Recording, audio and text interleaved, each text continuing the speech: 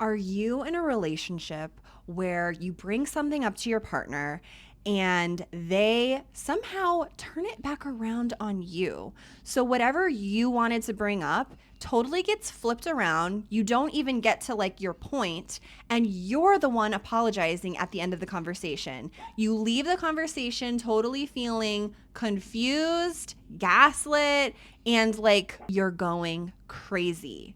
If your partner is doing this and some other key indicators of red flags that we're going to talk about in this video, it could be a sign that you gotta leave, babe. Voodoo says, Dump him. dump him. Dump. Dump him. Dump him. Dump. Dump her. Dump them. Dump them. If you're new here, my name is Jessy. And my name is B. And welcome to our channel. Make sure that you like this video and subscribe for more videos just like this. You're probably in a toxic relationship, babe. I'm just gonna say it. Yeah, if your partner is repeatedly doing this over time, where it seems like every time you bring up some sort of complaint or something that you're feeling, and you're not feeling validated, seen, heard, and things are getting turned around and then you're apologizing, that could be honestly a key indicator of manipulation. Whether it's conscious or unconscious, it's happening. And we both have been there in relationships before. And ultimately, I chose to leave a relationship that was riddled, honestly, with this. Same as B, like very paralleled situation. Been with multiple really toxic people and have stayed in these vicious cycles with these people, and it takes a lot out of you. And like B was saying, it might not be conscious, it could just be like emotional immaturity as well. You know, It doesn't necessarily mean that they're a narcissist. No, it doesn't always mean. I know people love a buzzword, they love to like throw that word out there. We don't use that lightly in terms of our experience and our past partners.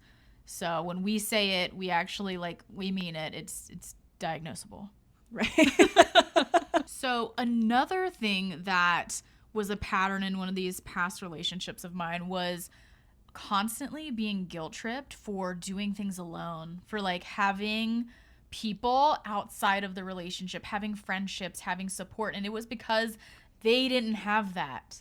And then I didn't see that as a red flag. Like, oh, you're not cultivating like harmonious friendships out, you know, like you're totally isolated and you're trying to isolate me too.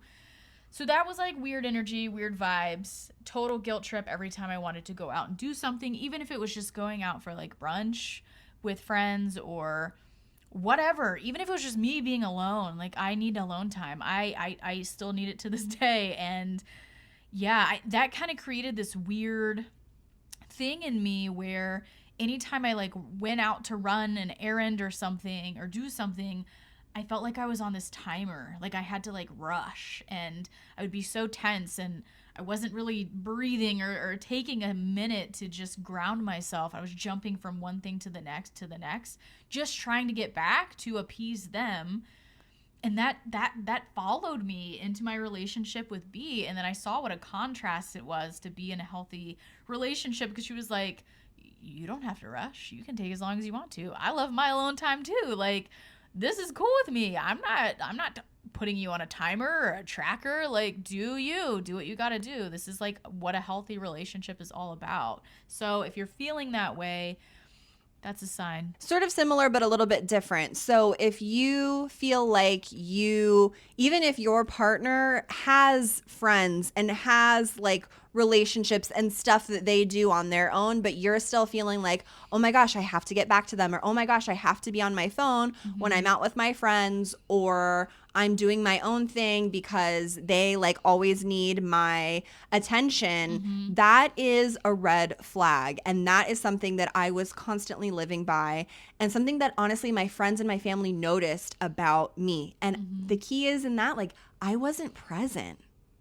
Like, if you're noticing that you can't be present unless maybe you're like with them, because it's like, oh, okay, like I'm with them, like everything's fine, like I don't have to rush, like we're together, whatever. But like if you can't be present outside of that relationship, that is something that requires maybe you to look at a little bit deeper. Like, what's going on there? That's huge. 100%, because it's also like this feeling of having to juggle their emotions, like about you being out, and you're like, oh my God, like I have to like keep things at bay. I've got to, like, I remember going out when like I had totally lost track of time. I went to meet one of my good friends for coffee, and him and I sat and talked. It felt like only for an hour, and then we looked at our phones for the first time, and it had been like close to 4.5. And I kind of like had this moment of panic. I was like, oh my God, I haven't texted my wife to tell her like what's going on. And then I like took a second and I breathed, and I was like, I don't have to worry about that. Like, she trusts me. She knows where I'm at, what I'm doing, who I'm with. And like, she doesn't care. She's like, take as long as you want. Like, this is a part of a healthy relationship dynamic, is we can go have our own separate lives outside. Like, my world does not revolve around this, because if you put all of your eggs in that one basket, what are you going to do when the basket drops? So something else that's been screaming at me inside is like, I used to get these like random, but not so random, intuitive feelings that I need to go through their phone.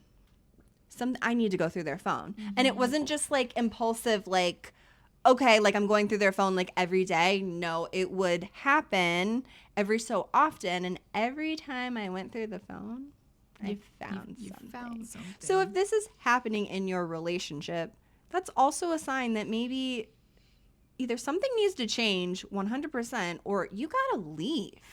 Because first of all, even the feeling of, oh, I need to go through their phone, that's number one. Something's off. Even if you don't do it, whether you do or you don't go through their phone, I feel like that's besides the point. If you're feeling like I have to go through their phone, you don't trust them.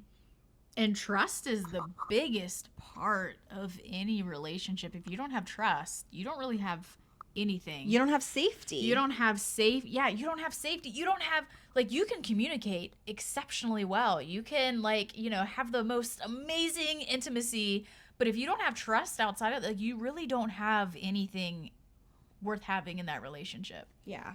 And chances are, if you don't have trust, you're not having great communication, and you're not having the highest, best, most profound intimacy that you can have. Right. Even if you think that you are. Let's just keep it real. Right. But when you're in it, you're in it, and you don't see it, and you think that you're getting this exceptional communication, this exceptional intimacy. Like, oh, they're so romantic, and really they're just doing like the bare effing minimum. Yeah. We lie to ourselves every day. I would lie to myself about how great my life was every day when I was miserable. So like, be real with yourself. Are you noticing like these patterns in your relationship that your partner is doing the things that we've listed off?